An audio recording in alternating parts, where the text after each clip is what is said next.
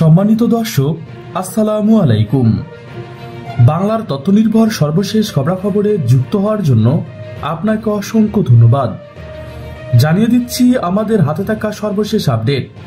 টক্কর ভারত মিয়ানমারকে, কাতার সশস্ত্র বাহিনীতে যোগ দিচ্ছে বাংলাদেশ নৌবাহিনীর সদস্যরা।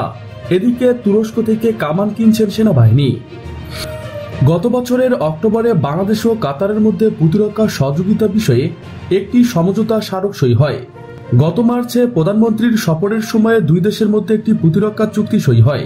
ওই চুক্তি অনুযায়ী প্রায় 1200 বাংলাদেশি সামরিক বাহিনীর সদস্য কাতারে গিয়ে কাতার সামরিক বাহিনীতে কাজ করবে। এর আওতায় বাংলাদেশ নৌবাহিনীর 100 জন সদস্য কাতারের নৌবাহিনীতে যোগ দিতে কাজ শুরু করেছেন। একই ধরনের চুক্তি কুয়েতের সঙ্গে করে আসছেন বাংলাদেশ।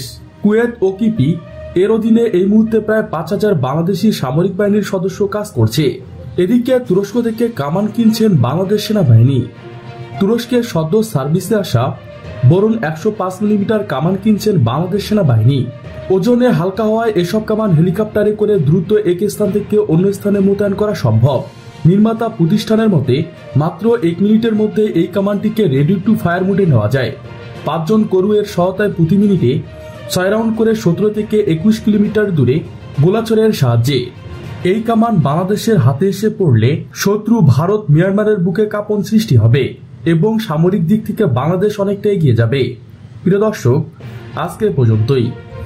শুরু থেকে শেষ পর্যন্ত চেষ্টা করছি বাংলার সামরিক অর্থনৈতিক সঠিক তথ্য উপস্থাপন করতে।